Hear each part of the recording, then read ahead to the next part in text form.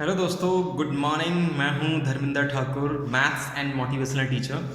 Friends, आज फिर एक नज़रिए के ऊपर एक छोटी सी मोटिवेशनल स्टोरी लेके आया हूं।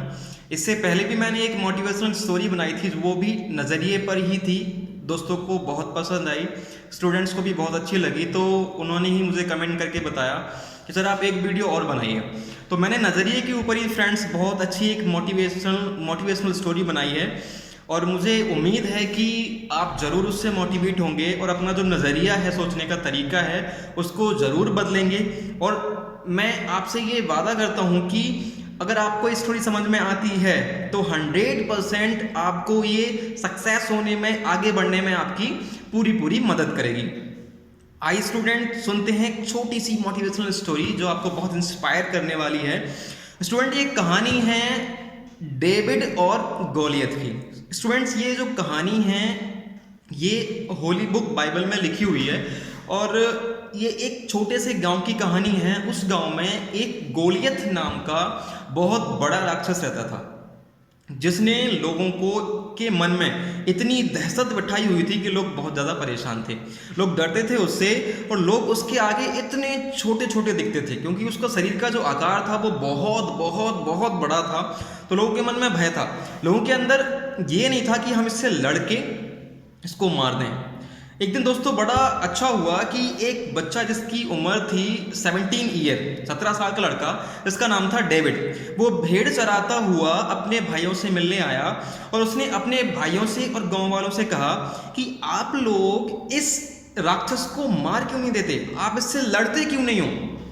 तो सारे के सारे दोस्तों गांव वाले जो थे वो उस डेविड की बात सुन के कांप उठे दोस्तों, क्योंकि वो उस राक्षस गोलियत से डरते थे। दोस्तों फिर क्या हुआ, तो डेविड ने जवाब दिया कि बात ये नहीं है। जब गांव वालों ने उसको बोला कि तुम्हें दिखता नहीं है कि उसका जो आकार है वो कितना बड़ा है, और हम सब जो हैं उसके आगे कितने इतने छोटे से हैं। तो सुनिए दोस्तों, डेविड ने क्या कहा। डेविड का जो नजरिया था, डेविड की जो सोच थी वो क्या थी। डेविड ने क्या कहा कि बात ये नहीं है कि वो कितने बड़े आकार का है, बात ये है कि अगर आप सब उस पर निशाना लगाएंगे तो आपका निशाना नहीं चूकेगा। दोस्तों, आपको ये सुन के ही समझ में आ गया होगा कि इसके बाद क्या हुआ होगा। दोस्तों, 17 साल के लड़के डेविड ने गुलेल से ही उस राक्षस को मार डाला।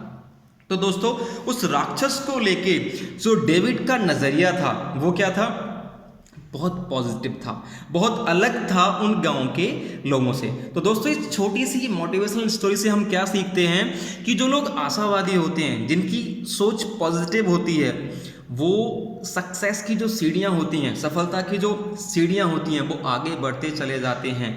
और दूसरी तरफ जो लोग निराशावादी होते हैं, नेगेटिव सोच के होते हैं, वो उनकी जो सफलता है ना, उसमें वो रुकावट बन जाती है, रोड़े बन जाती है। दोस्तों, तो इस छोटी सी स्टोरी ने हमें कितना जीना सिखा दिया कि उस डेविड के नज़रिए की वजह से जो राक्षस था वो यूं चुटकियों में मर गया, और जबकि वो इतने सारे गांव के लोग थे, उनका जो नज़रिया था उस राक्षस को लेके वो नेगेटिव था, नकारात्मक था। इसीलिए उसके मन में डर था, वो उसको नहीं मार पा रहे थे। बट जैसे ही डेविड का नजरिया उनके सामने आया, उन सब ने यूज करके गुलेल से उस पर निशाना लगाया, और शरीर दोस्तों उसका इतना बड़ा था कि किसी का भी निशाना नहीं चूका, और राक्षस वो मर गया। तो दोस्तों, मैं आपको एक छोटी सी मोटिवेशनल स्टोरी से यही कहना चाहूंगा कि एक बुक है थिंक एंड ग्रो रिच, और भी बहुत सारी किताबें हैं जिन्हें नेपोलियन हिल ने लिखा है। उनका कहना है कि हर समस्या अपने साथ अपने बराबर का या अपने से भी बड़ा अवसर साथ लाती है। तो दोस्तों, आपने निराश नहीं होना, परेशान नहीं होना। कभी भी कोई मुसीबत आती है तो अपने नज़रिए को, अपनी सोच को बदलना है। और मुझे विश्वास है कि जब आप अपना नज़रिया बदलेंगे तो जो आपका जो सफलता है, जो सक्सेस है, ज़रूर आपके कदमों को चूमेगी। तो दोस्तों, आपको ये कहानी कैसी लगी मुझे कमेंट करके ज़रूर बताएं, और चैनल को लाइक, शेयर और सब्सक्राइब करना ना भूलें। Thank you.